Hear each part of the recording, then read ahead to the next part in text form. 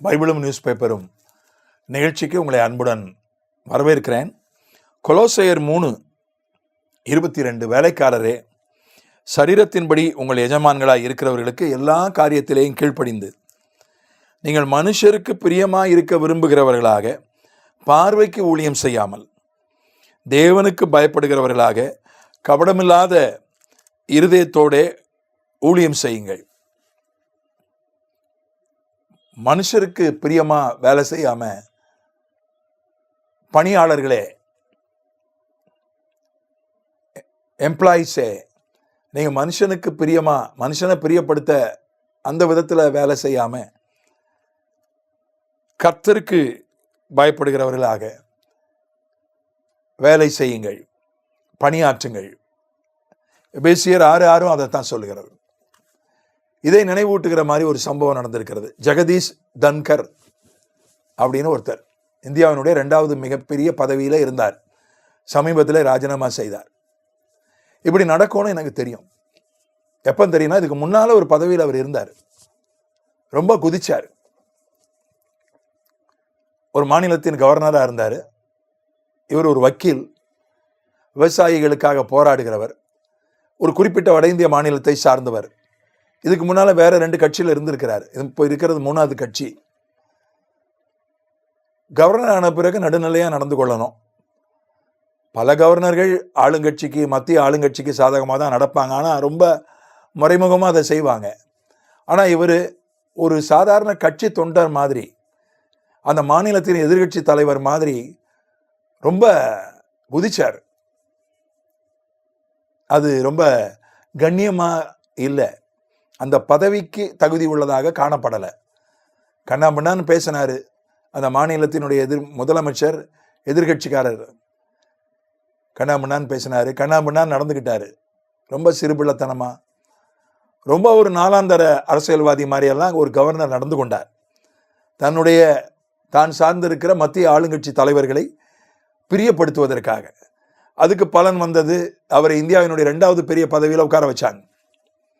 சரி, அதோடு அவர் கொஞ்சம் கண்ணியமாக, கௌரவமாக, நாகரிகமாக இருக்கணும். அங்கே போய் கோர்ட்டை திட்ட ஆரம்பித்தார். கோர்ட்டு அரசாங்கத்துக்கு எதிராக தீர்ப்பு சொல்லக்கூடாது, அரசாங்கத்தை ஒன்றும் நீங்கள் அறிவுரை சொல்லக்கூடாது, அரசாங்கத்தினுடைய முடிவுகளை கோர்ட்டு மாற்றக்கூடாது, நீதிமன்றத்துக்கு அதிகாரம், நீதிமன்றங்களை தாக்க ஆரம்பித்தார், திட்ட ஆரம்பித்தார். அது அவர் உட்கார்ந்துருக்கிற அந்த பதவிக்கு கொஞ்சம் கூட பொருத்தமானதில்லை. மனுஷனை பிரியப்படுத்துகிறாராம், ஆளுங்கட்சி தலைவர்களை பிரியப்படுத்துகிறாராம். இப்போ கவர்னராக இருந்து இந்தியாவினுடைய 2வது பதவிக்கு வந்துட்டார். முதல் பதவிக்கு போயிடலான்றதுக்காக காக்கா பிடிக்கிறாராம், ஐஸ் வைக்கிறாராம். ஆனால் இன்னும் 2 வருஷம் பதவி காலம் இருக்கும்போது ராஜினாமா செய்ய வேண்டிய ஒரு நிர்பந்த நிலை ஏற்பட்டுடுச்சு.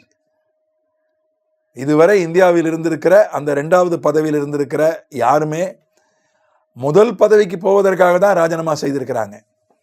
வேற எதுக்காகவும் ராஜினாமா செய்ததில்லை. இவர் தன்னுடைய உடல் நலத்தை ஒரு சாக்கா சொல்லி, உடல் நலம் அவருக்கு முதல்ல மோசமாக இருந்தது, இப்போ நல்லா ஆயிடுச்சு. எனக்கு உடல் நலத்தின் நிமித்தம் நான் ராஜினாமா செய்கிறேன். ராஜினாமா உடனே ஏற்றுக்கிட்டாங்க. உடனே அவருக்கு விடுவித்து விட்டு விட்டார்கள். மனுஷனை பிரியப்படுத்துறதுக்காக அவர் ரொம்ப ஆடினாரு, குதிச்சாரு.